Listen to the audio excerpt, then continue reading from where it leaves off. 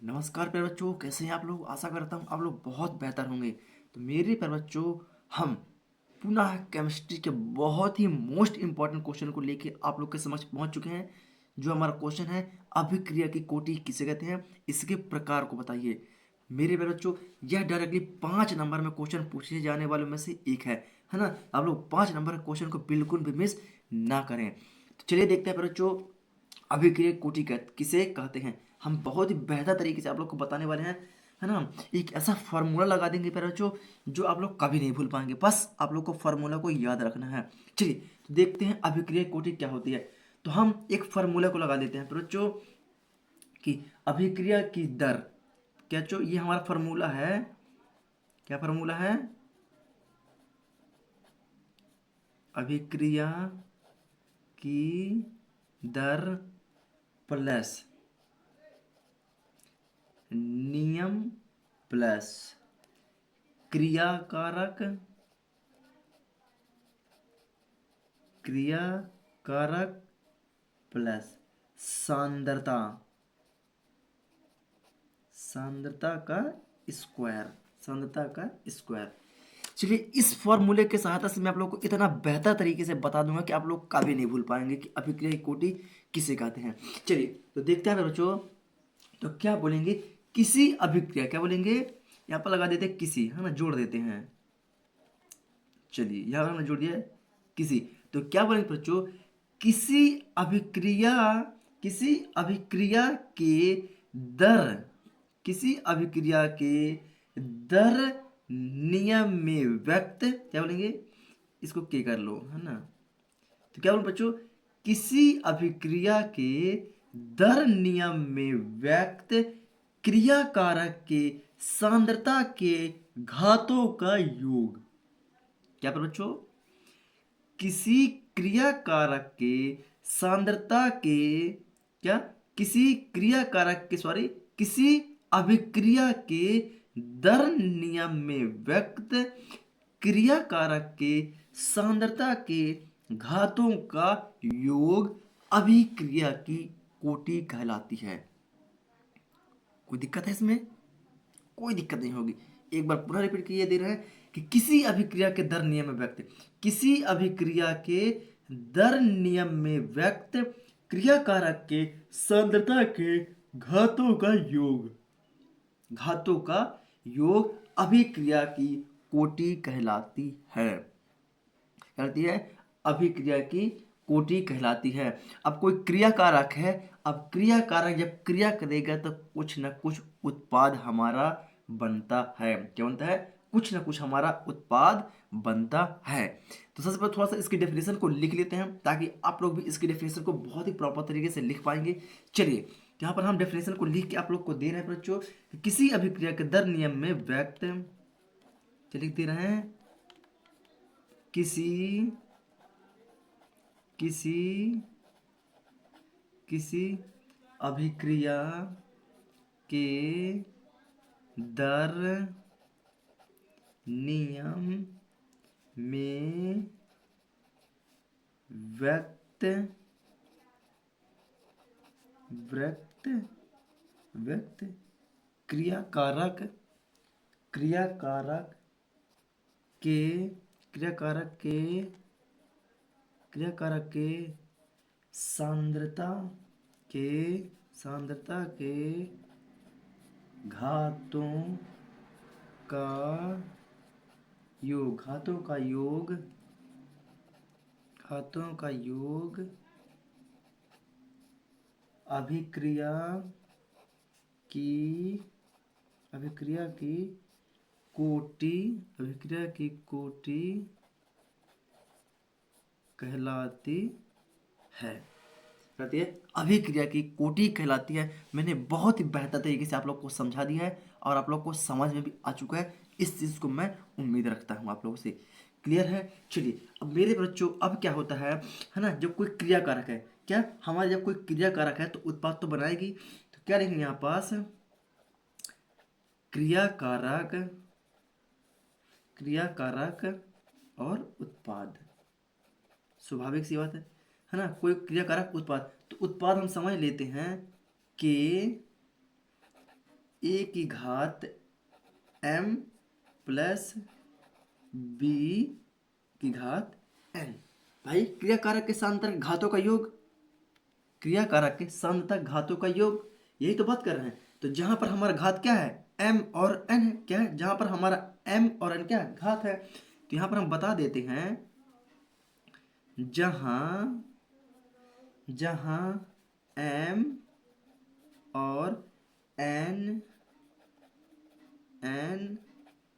सांद्रता की घात है तो अभिक्रिया की कोटि से, तो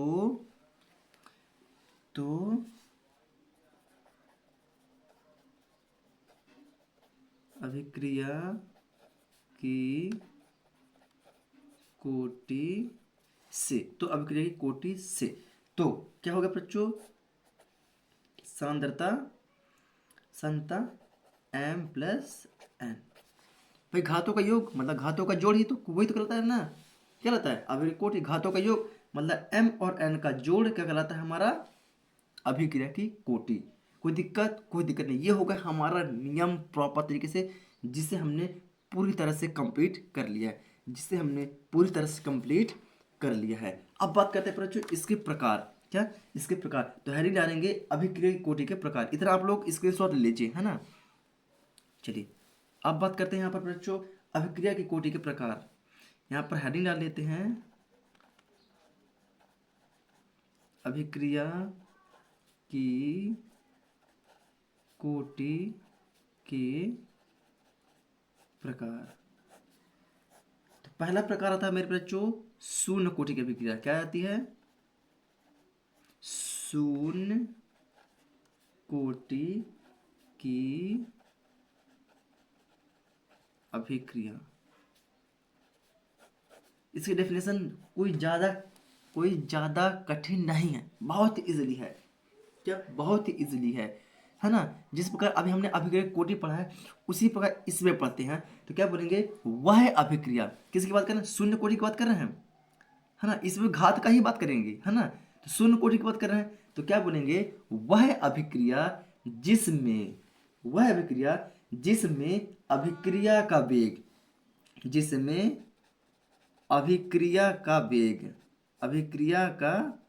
वेग, क्या बोले बच्चों, अभिक्रिया का वेग क्रियाकारक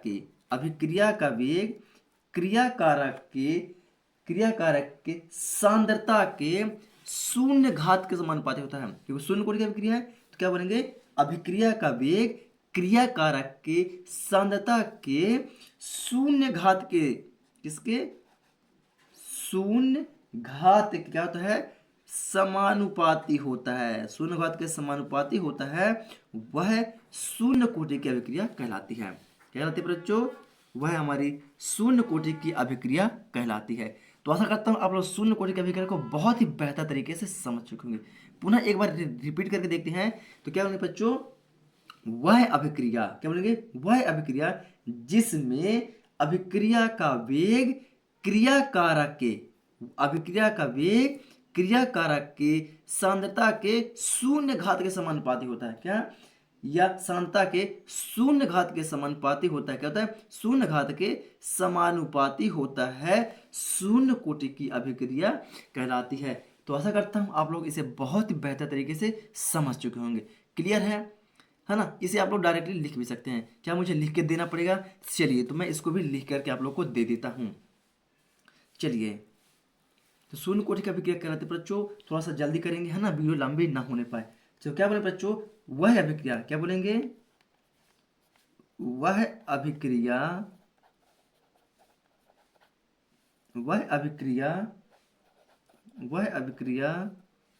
जिसमें अभिक्रिया का वेग क्रियाकारक के सांद्रता के शून्य घात के समानुपाती समानुपाती होता है शून्य कोटि की अभिक्रिया कहलाती है। शून्य कोटि की अभिक्रिया कहलाती है बच्चों, शून्य कोटि की अभिक्रिया कहलाती है। क्लियर है? कोई दिक्कत नहीं होगी। अब ये जो मैंने लिखा हुआ है तो इसके नीचे आप लोग लिख देंगे। इसे क्या करेंगे? अभिक्रिया का वेग समानुपाती 1/0। कोई दिक्कत नहीं। अब इसी फॉर्मूले पर हमारे जितने और प्रकार हैं उसी प्रकार को हम समझ लेते हैं। तो अब क्या है बच्चों, अब द्वितीय मान लेते हैं कि हम बोल देते हैं प्रथम कोटि की अभिक्रिया। क्या बोल देते हैं? प्रथम कोटि की अभिक्रिया। तो यहाँ पर मैं दूसरे में हटा दिया प्रथम कोटि की अभिक्रिया। प्रथम कोटि की अभिक्रिया। तो जैसे अभी हमने शून्य कोटि की अभिक्रिया का डेफिनेशन लिखा हुआ है कि वह अभिक्रिया जिसमें अभिक्रिया का वेग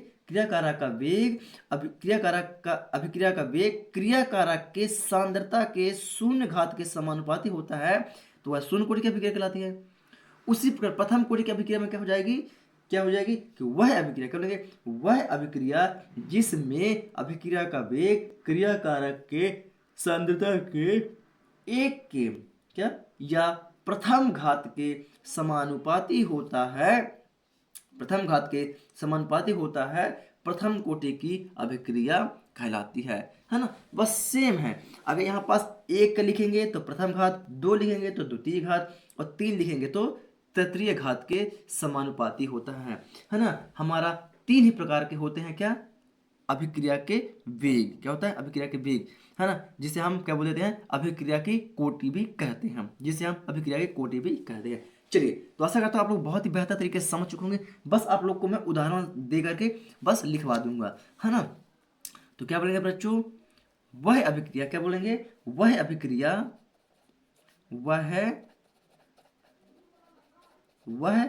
अभिक्रिया जिसमें अभिक्रिया का वेग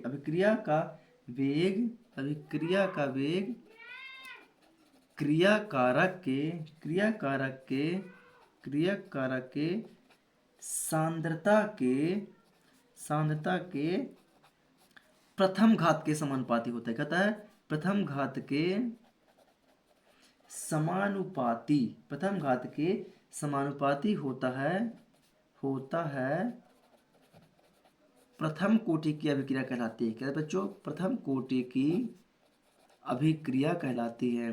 थोड़ा आप लोग अपने वीडियो क्वालिटी को बढ़ा लें, है ना? तो आप लोग बेहतर तरीके से समझ में आ जाएगा। प्रथम कोटि की अभिक्रिया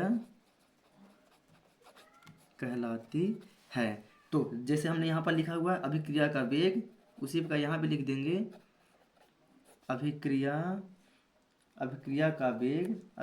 का वेग समानुपाती ए का प्रथम घात। कोई दिक्कत नहीं। आशा करता आप लोग इसे बहुत ही बेहतर तरीके से समझ पा रहे होंगे। चलिए, अब बात करते हैं द्वितीय कोटि की, है ना? तो मेरे बच्चों बस सेम कंडीशन है ना? तो चलिए अब डाल देते हैं द्वितीय कोटि की अभिक्रिया। क्या कहते हैं? द्वितीय कोटि की अभिक्रिया। तो यहाँ पर मैं डाल देता हूँ द्वितीय कोटि की अभिक्रिया, है ना? आप लोग समझ जाइएगा। क्या? द्वितीय कोटि की अभिक्रिया। आप लोग बहुत समझदार हैं, बस आप लोग को समझना है और लिखना है। तो कह रहे हैं द्वितीय कोटि की अभिक्रिया। क्या लिखेंगे बच्चों? वह अभिक्रिया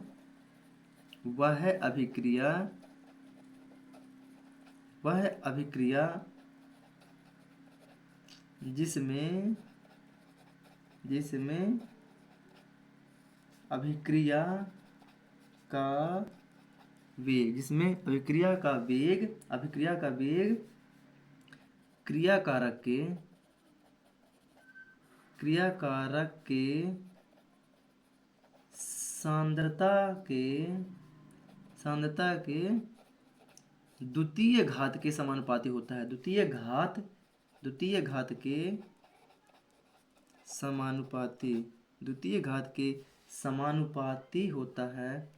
के समानुपाती होता है द्वितीय कोटि की अभिक्रिया कहलाती है। द्वितीय कोटि द्वितीय कोटि की अभिक्रिया, द्वितीय कोटि की अभिक्रिया अभिक्रिया कहलाती है। कोई दिक्कत बच्चों? कोई दिक्कत नहीं, बस सेम प्रोसेस है, सेम प्रोसेस है। बस यहाँ पर क्या डाल देंगे आप? अभिक्रिया अभिक्रिया का वेग समानुपात 1/2। कोई दिक्कत? कोई दिक्कत नहीं होगी मेरे प्यारे बच्चों। आप लोग इसे बहुत ही बेहतर तरीके से समझ पा रहे होंगे, है ना। चलिए अब बात करते हैं तृतीय कोटि की अभिक्रिया। क्या बच्चों? तृतीय कोटि की अभिक्रिया, इसमें थोड़ा सा आप लोग को समझने की जरूरत है बच्चों। इसका उदाहरण, है ना, आप लोग बस स्क्रीनशॉट लेते चलिएगा फटाफट, है ना। चलिए अब मैं बात करता हूँ यहाँ पर तृतीय कोटि की अभिक्रिया। क्या बच्चों? तृतीय कोटि की अभिक्रिया। हेडिंग डाल देता हूँ। चौथे नंबर पे हमारा आता है तृतीय कोटि। क्या आता है बच्चों? तृतीय कोटि की तृतीय कोटि की अभिक्रिया, तृतीय कोटि की अभिक्रिया। चलिए तो मेरे बच्चों बस सेम प्रोसेस है। क्या? सेम प्रोसेस है। चलिए तो यहाँ पर लिखे ले रहे हैं, क्या बोलेंगे? वह अभिक्रिया, वह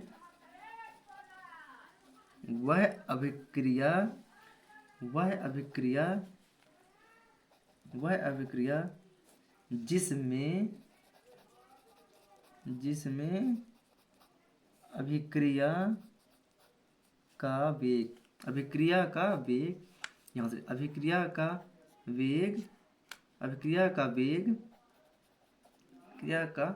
वेग सॉरी क्रिया कारक, है ना। अभिक्रिया का वेग क्रिया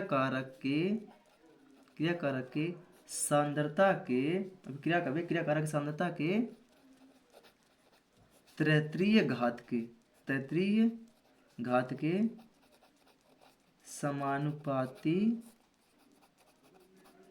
समानुपाती होता है तृतीय कोटि की अभिक्रिया। तृतीय कोटि की अभिक्रिया कहलाती है। तृतीय कोटि की अभिक्रिया कहलाती है। तो मेरे पास जो थोड़ा सा इसका उदाहरण डिफरेंट है। क्या? इसका थोड़ा सा जो उदाहरण है डिफरेंट है। क्यों? क्योंकि जो तृतीय कोटि की अभिक्रिया होती है मेरे बच्चों, इसे हम प्रथम कोटि की अभिक्रिया के नाम से भी जानते हैं। कहते हैं इसे हम प्रथम कोटि की अभिक्रिया के नाम से भी जानते हैं। कभी कभार ऑब्जेक्टिव क्वेश्चन पूछ लेता है बच्चों कि तृतीय कोटि की अभिक्रिया को किस कोटि की अभिक्रिया के नाम से भी जाना जाता है? द्वितीय या प्रथम या चतुर्थ या पंचम? तो आप लोग को घबराना बिल्कुल नहीं है। तो तृतीय कोटि की अभिक्रिया को प्रथम कोटि की अभिक्रिया के नाम से भी जाना जाता है। किसके बच्चों? प्रथम कोटि की अभिक्रिया के नाम से भी जाना जाता है। तो इसका उदाहरण डिफरेंट है। तो इसका उदाहरण होगा मेरे बच्चों अमोनियम नाइट्रेट।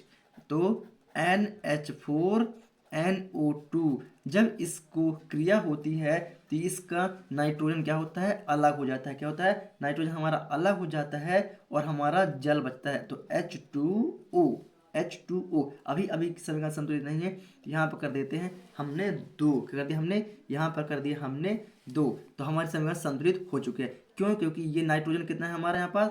नाइट्रोजन 2, मतलब कि NH2 लिखा हुआ है। क्या लिखा हुआ है? सॉरी NH4 लिखा हुआ है, तो 2 इसके लिए होगा, है ना। चलिए कोई दिक्कत नहीं। ये अगर ऐसा आप लोग नहीं ले रहे हैं तो ये जो ये NO2 लिखा हुआ है, मतलब कि 2 नाइट्रोजन हो गया और 2 हमारा 1 और 2 नाइट्रोजन हो गया। मतलब ये क्या लिख रहा है आप लोग? ऑक्सीजन। तो 2 ऑक्सीजन हो गया और 1 नाइट्रोजन ये वाला और 1 नाइट्रोजन ये वाला। ऐसा तो समझ में आ रहा है ना आप लोग को। चलिए तो ये 1 नाइट्रोजन ये, 1 नाइट्रोजन ये, तो 2 नाइट्रोजन हमारा ये हो जाता है। अब कितना हाइड्रोजन है? 4 हाइड्रोजन है और 2 ऑक्सीजन है। तो 2 हमने आगे लिख दिया हाइड्रोजन के और 2 हमने यहाँ पर, तो 2 2 4 और आगे लिखा हुआ है तो 2 ऑक्सीजन हो जाता है। क्लियर है? चलिए क्लियर है, कोई दिक्कत नहीं। अब यहाँ पर देखते हैं अभिक्रिया का वेग। क्या डालते हैं? अभिक्रिया का वेग। तो अभिक्रिया का वेग इसको लिख देंगे पूरी तरह से, है ना। तो NH4NO2 NH4NO2 और इसमें प्रथम घात लगा देंगे। क्यों? क्योंकि हमें पता है कि तृतीय कोटि की अभिक्रिया को प्रथम कोटि की अभिक्रिया के नाम से भी जानते हैं। क्या कहते हैं? प्रथम कोटि की अभिक्रिया के नाम से जानते हैं। तो यहाँ पर लिख देंगे अतः यह प्रथम कोटि की अभिक्रिया है। अतः यह प्रथम कोटि की अभिक्रिया है। आशा करता हूँ आप लोग इसे बहुत ही बेहतर तरीके से समझ गए होंगे। वीडियो पसंद आई तो वीडियो को लाइक करें और चैनल पर नए तो चैनल को सब्सक्राइब करके बेल आइकन को जरूर दबाने पर बच्चों। ऐसे ही हम शानदार वीडियोस को आप लोग को लेकर आप लोग के समक्ष आते रहेंगे ताकि आप लोग एग्जाम में 70 में 70 मार्क्स लेकर के आएँ। चलिए बच्चों, मिलता हूँ आप लोग को एक न्यू और बहुत ही मोस्ट इंपॉर्टेंट वीडियोस के साथ। तब तक के लिए जय हिंद।